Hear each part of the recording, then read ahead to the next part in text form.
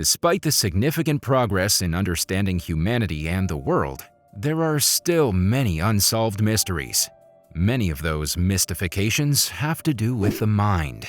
The mind is a labyrinth of thoughts, emotions, and experiences, akin to a tangled web of nerves. The mind seems like the very essence of who we are, the core of our being. It's clearly a much better candidate for the seat of your you-ness than your liver, your bottom, or your hairstyle. So what is this special thing, this mind of yours?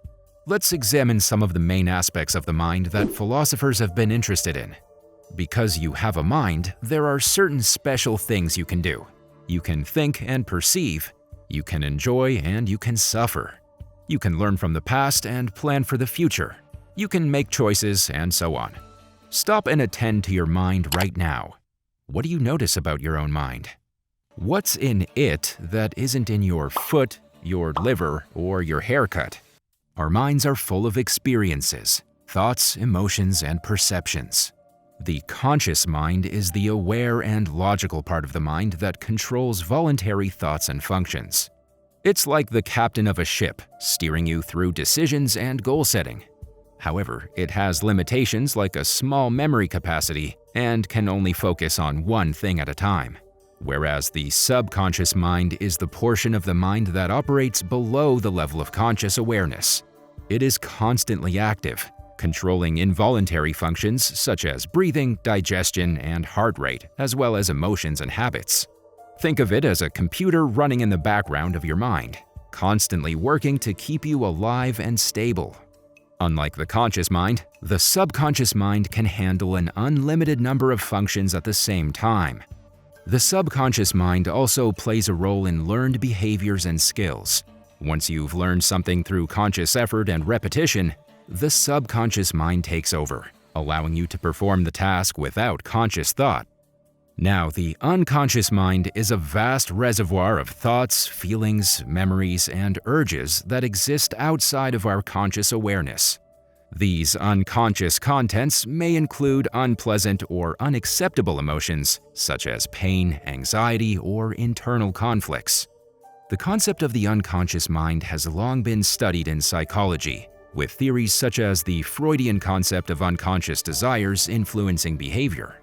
Examples of unconscious processes can include the natural movements of an expert athlete or musician, as well as automatic responses and memories that are not readily accessible to conscious awareness.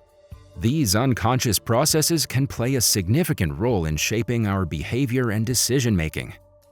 As mentioned earlier, it seems like the mind is the core of our being. Consider the following inquiries that pertain to the concept of personal identity. How do you define yourself? What makes you a person? What distinguishes people from mere objects? Some have attempted to address these inquiries by identifying a specific concept or entity, such as the self or the individual. What is a self? A self is often referred to as the unique aspect that sets an individual apart from others.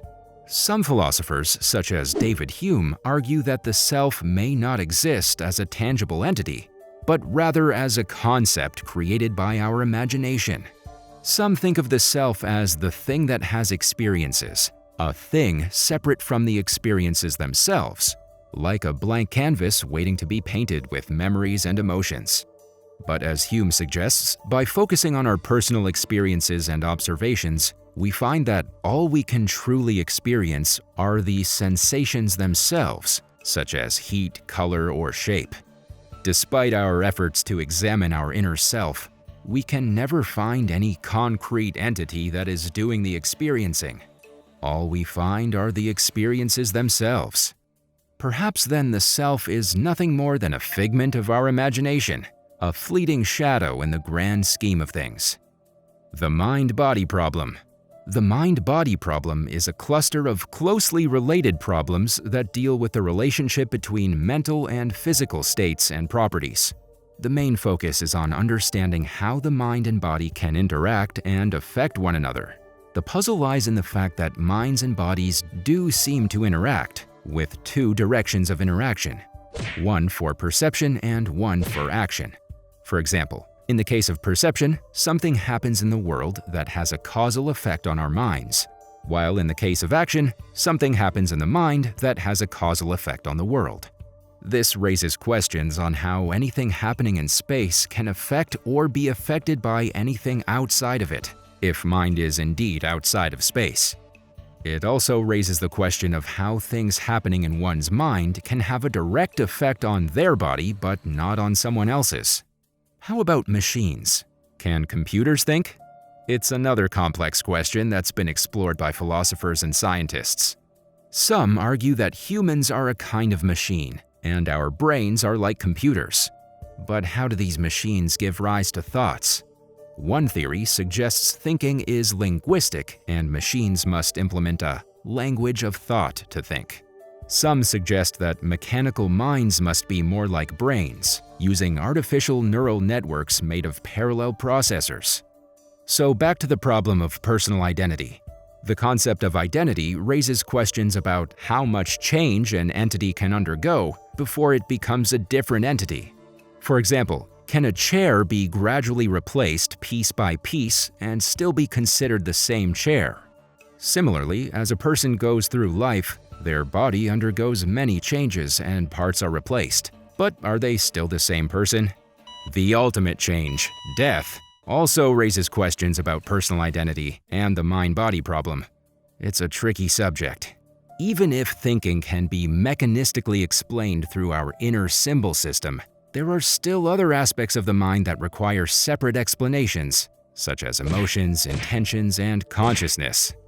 One of the greatest changes that occurs to a person's body is that their body will die. Many religious traditions hold that there's life after death, that a person can continue their existence despite the death of their body.